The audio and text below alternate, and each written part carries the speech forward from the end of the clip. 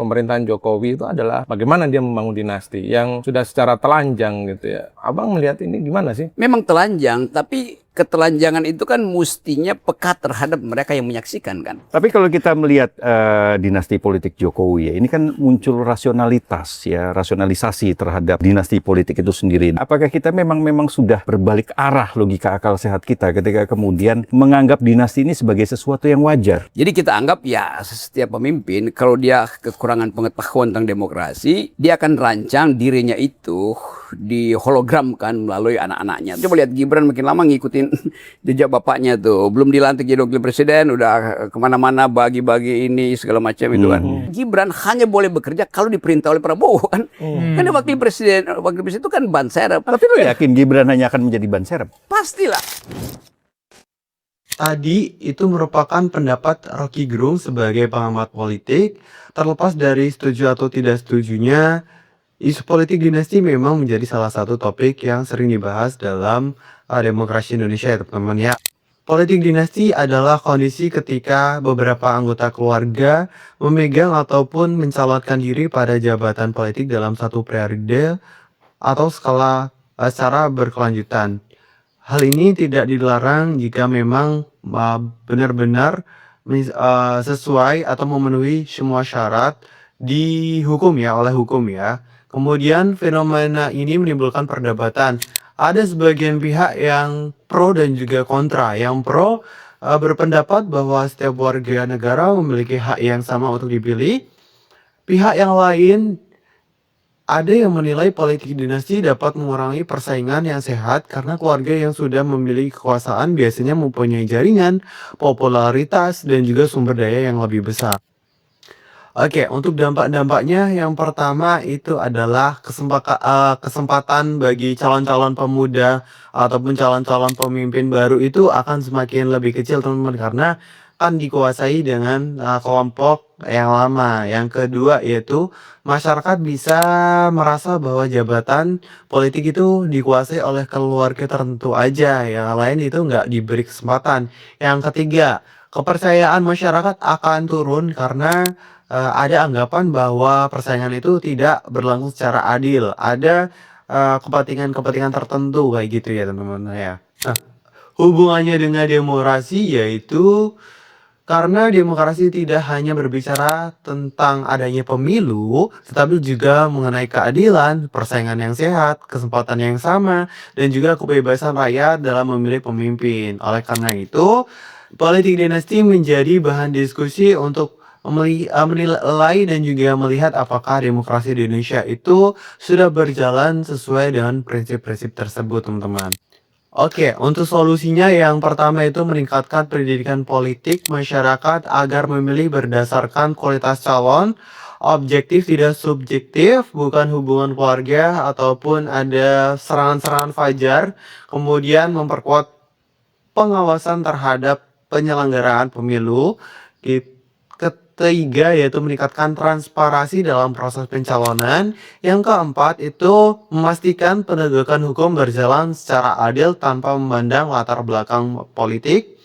Itu adalah 4 solusi yang saya kasih gitu ya teman-teman. Nanti bisa difilter, bisa disaring lagi ya untuk pendapat saya.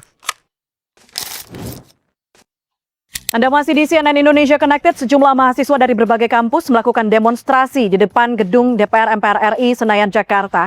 Mereka menolak undang-undang KPK yang baru disahkan karena dinilai melemahkan upaya pemberantasan korupsi di tanah air.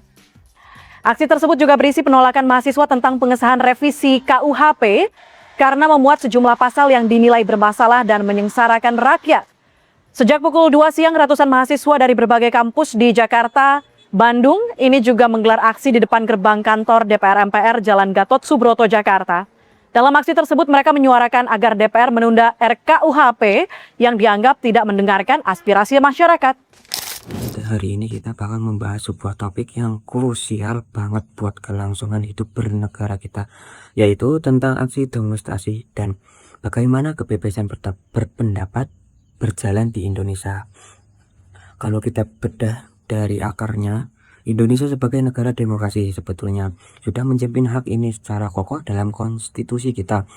payung hukumnya jelas sekali, yaitu di dalam Undang-Undang 1945 pasal 28E ayat 3 dan juga diatur secara khusus melalui Undang-Undang Nomor 9 Tahun 1998 tentang kemerdekaan menyampaikan pendapat di muka umum.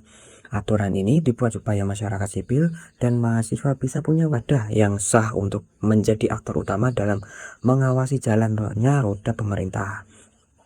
Namun, kita terlihat realistis yang terjadi belakangan ini. Pelaksanaan hak konstitusional tersebut justru menghadapi banyak sekali tantangan berat di lapangan. Ada beberapa hambatan utama yang sering muncul.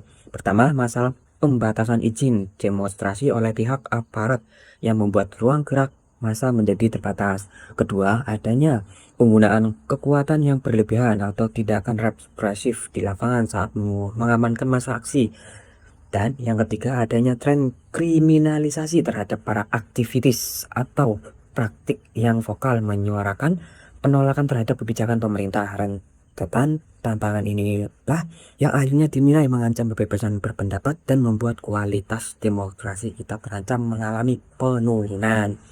Nah, untuk melihat bagaimana potret nyata dari tantangan kebebasan berpendapat ini, kita bisa berkaca pada salah satu peristiwa sejarah gerakan rakyat yang sangat masif, yaitu ketika gelombang aksi demonstrasi besar-besaran melanda berbagai wilayah di Indonesia untuk menolak rancangan aturan hukum yang dinilai kontroversial seperti revisi UU KPK dan juga Omnibus Law.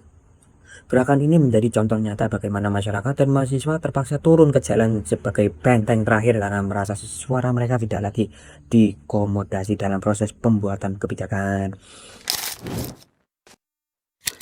Apel siaga ini bagian dari kick-off untuk melakukan pengawasan anti politik uang yang orientasinya adalah pencegahan untuk memunculkan psikologi ketakutan para pihak takut memberi dan menerima uang dan barang untuk alasan memilih dalam pemilu 2019 karena itu diatur dan dilarang oleh undang-undang. Apa itu politik uang? Politik uang atau money politik adalah memberikan uang, barang atau bentuk imbalan lainnya kepada pemilih dengan tujuan mempengaruhi pilihan politik mereka dalam pemilu.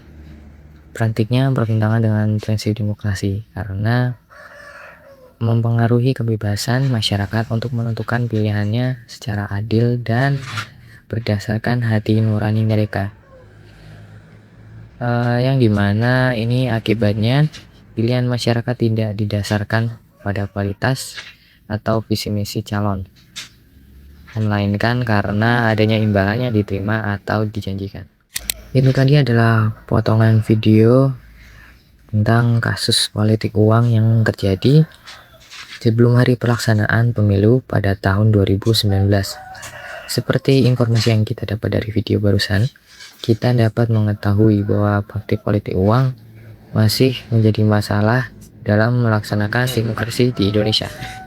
Ada banyak dampak politik uang. Politik uang merusak asas pemilu yang seharusnya jujur dan adil, mengurangi kebebasan masyarakat dalam menentukan pilihan, serta berpotensi melahirkan pemimpin yang lebih mengutamakan kepentingan pribadi daripada kepentingan rakyat.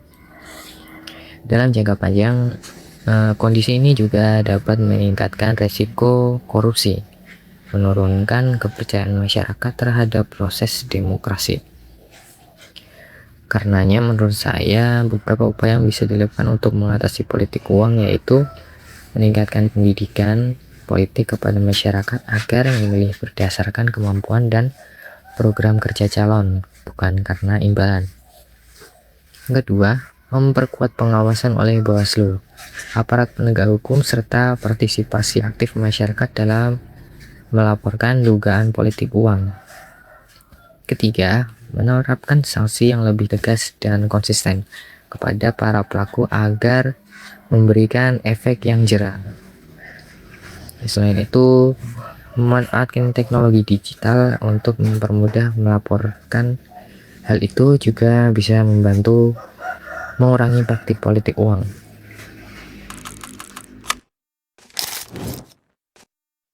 Untuk bagian saya adalah Pancasila sebagai dasar dan pandangan hidup bangsa. Jadi Pancasila itu seperti pedoman hidup ya dalam suatu negara gitu. Dan tentunya di Indonesia ini kita punya Pancasila ya sebagai dasar dan pandangan hidup. Jadi kita akan melihat perspektif Pancasila dalam kehidupan sehari-hari. Dan untuk sila yang pertama itu ada ketuhanan yang Maha Esa. Jadi makna sila ini itu percaya dan bertakwa kepada Tuhan yang Maha Esa ya. Ya kita Tuhan yang Esa ya. Di sini tidak hanya Allah Subhanahu wa taala. Ya mungkin karena pandangan-pandangan orang ya, karena kita punya berbagai macam agama. Jadi di sini disebutkan hanya Tuhan yang Maha Esa atau tunggal satu gitu. Dan untuk contoh seperti ini ya orang Islam ya menghargai orang Kristen ketika beribadah, contohnya ketika ini penjagaan ini ya. Jadi beda keyakinan itu bukan penghalang ya untuk suatu kerukunan, jadi kita tetap menghargai. Sila yang selanjutnya adalah kemanusiaan yang adil dan beradab, itu menghargai hak asasi manusia ya, dan bersikap adil terhadap sesama, menghargai martabat setiap manusia. Jadi kita intinya menghargai manusia. Jadi ini kan ada banyak sekali ya dari orang-orang yang membantu, baik itu warga biasa ataupun lembaga-lembaga ya, yang saling bergotong royong untuk memberikan sebagian rezekinya ya untuk saudara-saudara yang terdampak musibah. Dan ada sila ketiga itu kesatuan Indonesia, dimana ya ini intinya kita untuk kepentingan umum ya, kepentingan bangsa Indonesia, yang mengutamakan kepentingan bangsa, menjaga keutuhan negara, menghargai keberagaman suku budaya dan bahasa. Itu untuk maknanya. Untuk contohnya ya seperti gotong royong, memberikan kebersihan lingkungannya, jadi peduli terhadap lingkungan, bangsa dan sebagainya. Karena contoh nyatanya ada mengikuti upacara bendera ya, jadi kita untuk kemerdekaan, dan ada mendukung dan membeli produk lokal Indonesia. Ini kayak ini Indomie, kapal dan sebagainya. Jadi kita kayak ya peduli atau bangga ya dengan produk-produk bangsa Indonesia karena beli produk-produk ini. Kemudian ada sila keempat itu kerakyatan yang dipimpin oleh hikmat kebijaksanaan dalam pemusatan dan perwakilan. Ya, untuk sila ini tuh lebih besar untuk maknanya ya. Jadi seperti yang mengutarakan musyawarah untuk mufakat. Jadi dalam mengambil keputusan itu kita harus musyawarah, jadi tidak otoriter dan hanya berdasarkan ya opini atau perorangan. Jadi musyawarah, tidak keputusan bersama. Ya, mereka berdiskusi saling beradu argumen dan sebagainya, tentunya untuk hal yang baik. Jadi bukan hanya untuk kepentingan sendiri, tapi untuk kepentingan orang banyak ya. Dan sila kelima itu keadilan sosial bagi seluruh rakyat Indonesia. Intinya adalah kita harus adil terhadap semua atau seluruh rakyat Indonesia, tidak pandang bulu, ras, agama dan sebagainya. Ya, untuk makna sila itu bersikap adil ya, dan ada menjunjung semangat gotong royong dan mendorong pemerataan kesejahteraan seluruh rakyat Indonesia. Ya, karena kalau kita adil terhadap seluruh rakyat Indonesia, otomatis pemerataan itu akan berjalan. Untuk contoh nyata sendirinya itu seperti ini, ada KIP kuliah ya.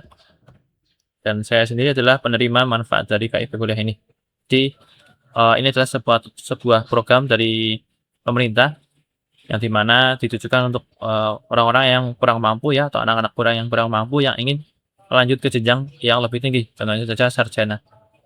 Ya, mereka diberikan peluang ya untuk kuliah secara gratis, bahkan dibiayai atau diberikan uang saku atau living cost. Dan untuk living cost itu beragam ya, disesuaikan dengan daerahnya. Dan untuk jurusan yang diambil itu bebas, jadi tidak terbatas pada jurusan tertentu. Dan ini untuk warga Indonesia.